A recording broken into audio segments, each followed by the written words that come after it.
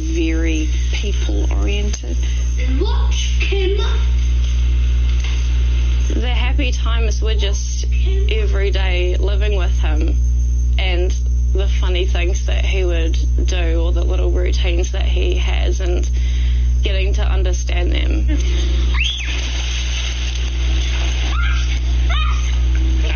We love him. We love him to bits. When Stephen's happy, we're all happy. Yeah, that's totally the things that gets me, is like, I just have such a problem with this whole situation. Good boy. It just seems so unfair to me. Because he's such a good person and he just doesn't deserve that.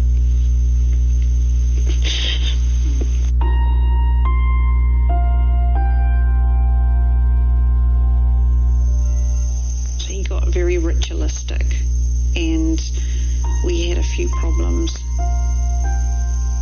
Huge amounts of anxiety. His life had to be in order and it had to be regimented, which I think helps to reduce that anxiety. I think Stephen changed. He found it more and more difficult to try and alleviate the stresses that he was feeling. He would bang a wall, which really wasn't like Stephen. He wasn't aggressive. He wasn't. Then he would start to hit his own head when he got so frustrated, and it was like him telling us that I can't handle this.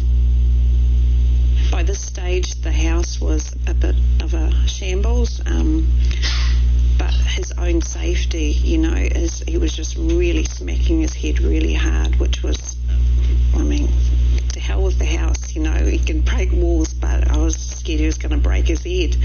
And then he started turning it on us. I hate to use the word attack, but he would just come to us and grab Janine or myself and would pull on our hair and push very hard. It was horrific, because we'd always managed to cope. That last week in which we felt that Stephen and ourselves had really kind of lost the plot, we just felt that there was nothing more that we could do. It was a night where I had actually rung the crisis team of the mental health team and said, that he was on medication and that he had autism, and I was told, we can't help you, we don't do autism. And I didn't know what to do. We went to Waitakere Hospital. We spent 24 hours in the emergency department. Stephen was just so distraught that we were in a room and he was smacking a concrete wall. By the time the 24 hours was up, there was blood all over the concrete wall from where he had split all his hands. It was horrible. And we got hold of the psychologist again, and it was her recommendation that he be committed at that stage. Well, we totally resisted that. There's no way that can happen. And we put him in a wheelchair and we took him home. I think that was the Tuesday night. On the Thursday night, he went absolutely berserk and came out here and he was just smashing the wall. There was no wall.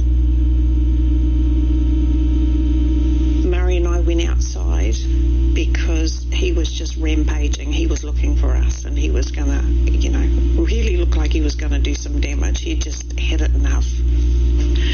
So then he followed us outside, and this is like 11 o'clock at night, and he is just like yelling, and he's smacking his palms on the pavers outside around the pool, and anything, any sort of surface, he's like smacking. He's just so angry and just so, I've never ever seen, not only Stephen, I've never seen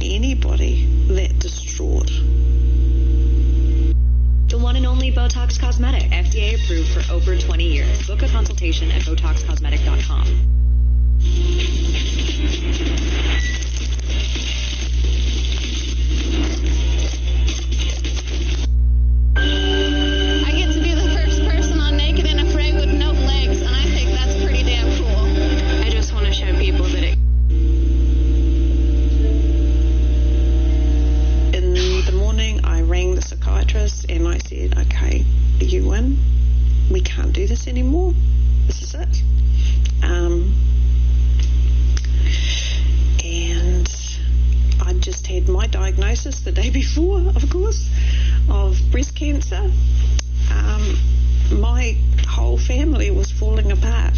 Everything was falling apart. It was just a big mess. So I didn't tell Steve to start with. I packed him a bag.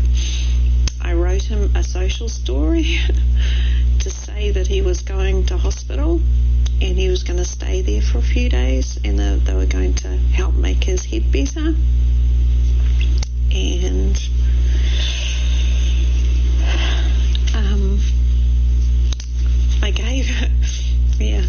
I made him his favourite dinner, and he came out and he was eating his dinner, and I gave him a lorazepam to calm him a little bit, and then they all arrived.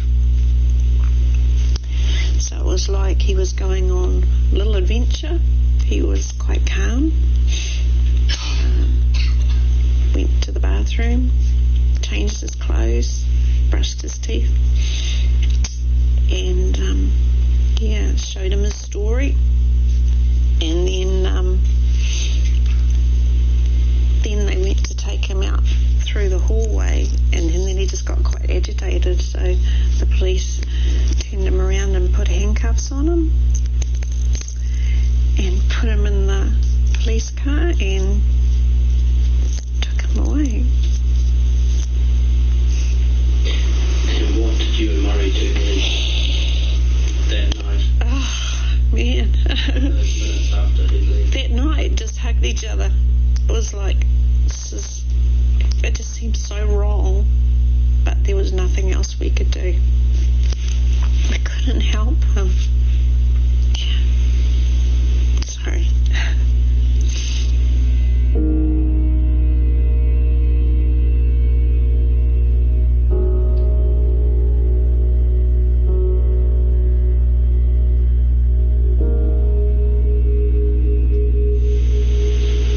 It was a frightening situation.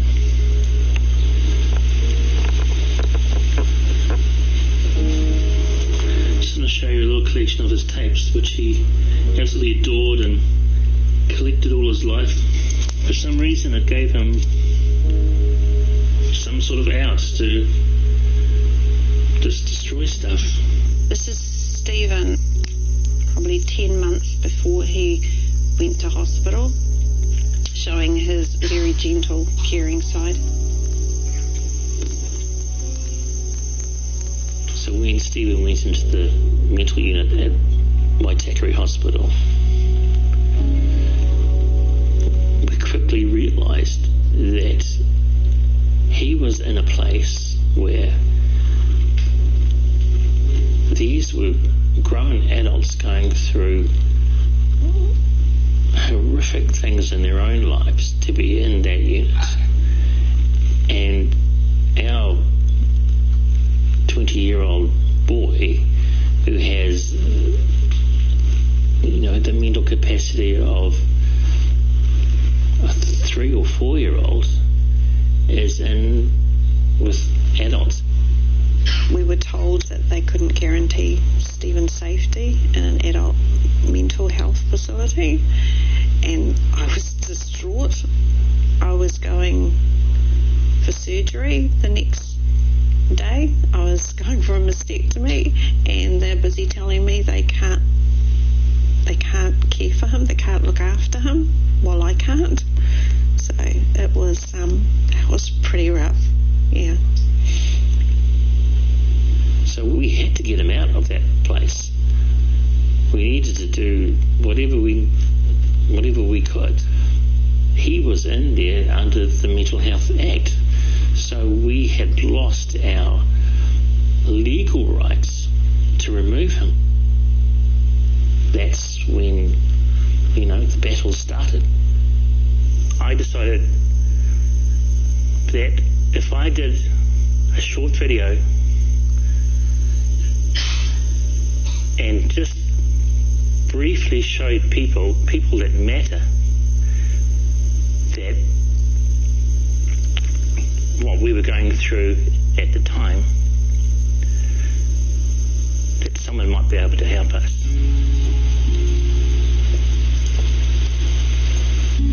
sectioned under the Mental Health Act. It breaks our heart to see him there. But after 4 police interventions, including one at the Sturgis Respite House, there is nowhere for him to go. That video had an impact. The right people did see it, and from an absolute desperate situation we were in, things started to happen.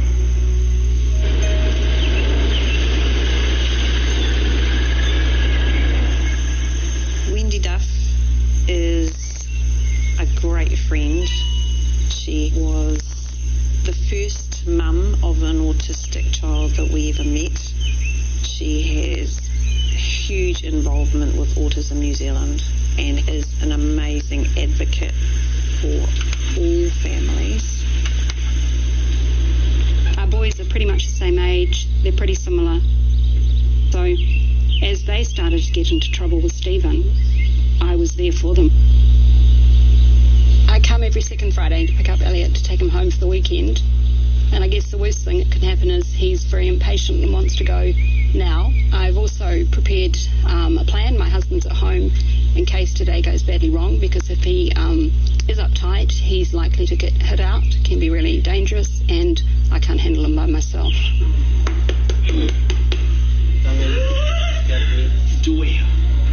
Elliot, hi. How are you? You good? You need a kiss for me? You need a kiss for me? Another one? One more? In 2010, we ended up in crises. For about 3 months, we were beaten, hit. For us, it was diabolical. We say with Mummy and Daddy?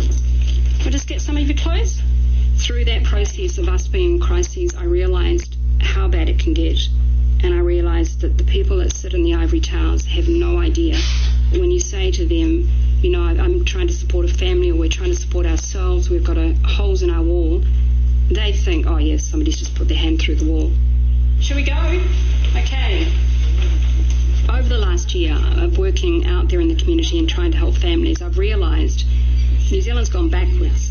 We thought we had it pretty hard when we were first diagnosed, but I've realised now that actually we had it far better back then. Our funding was easier to obtain than what it is now. It's really scary, because what is going to happen in the future?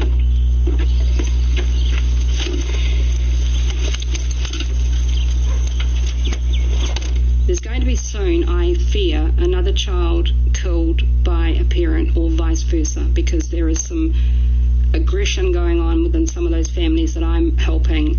There is also some parents, sadly the mums mostly, turning to mental health themselves.